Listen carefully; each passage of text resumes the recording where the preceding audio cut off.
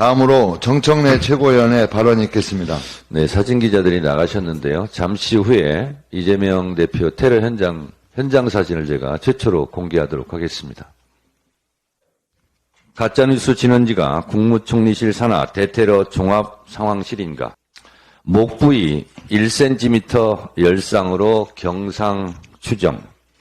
현장에서 지혈 중 의식 있으며 출혈량 적은 상태. 60대, 70대 노인. 국무총리실 산하 대테러 종합실에서 대량으로 문자 발송한 내용입니다.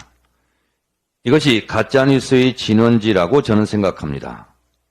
과연 그런가 하도 억측이 많아 현장에서 제가 직접 찍은 사진을 공개하려 합니다. 보통 사건 현장은 폴리스 라인을 치고 현장을 보존하는 게 상식입니다.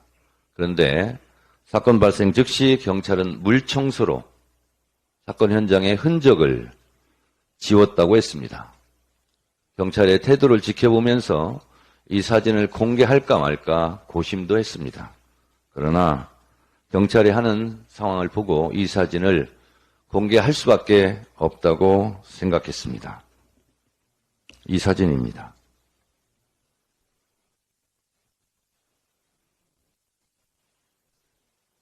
보시다시피 데크에 피가 흥건히 고여 있고 데크 틈새로 피가 흘러내려간 흔적이 보이실 겁니다.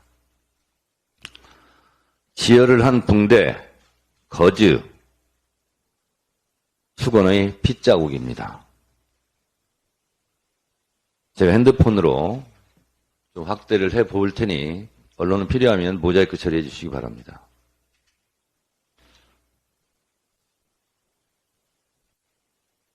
이게 지혈을 한 흔적입니다. 그리고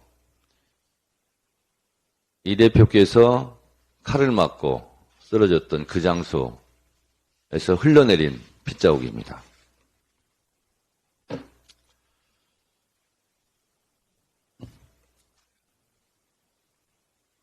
이게 출혈량이 적은 것인지, 이게 경상인지,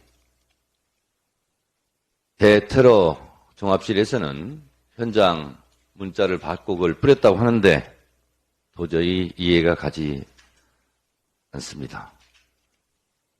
이 사진만 봐도 과다출혈, 중상이 짐작되지 않습니까?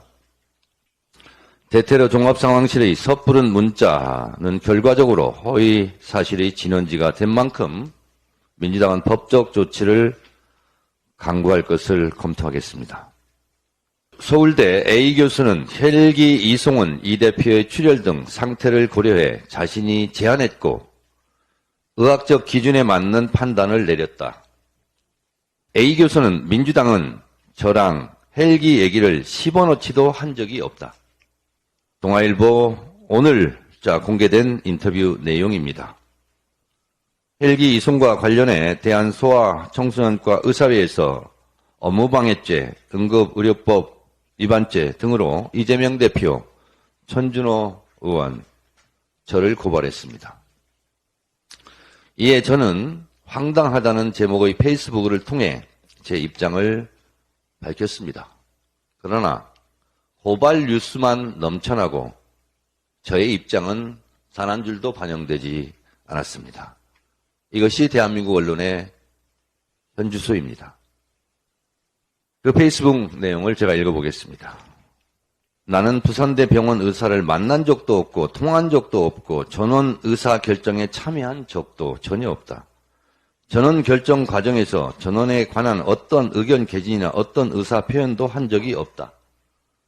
전원 결정 이후에 소식을 전해 들었다. 이재명 대표 가족과도 통화한 적도 없다. 무엇이 업무방해죄고 무엇이 응급의료법 위반이란 말인가? 황당하다. 고발장을 검토한 후에 적극 대처하겠다라고 페이스북에 썼습니다.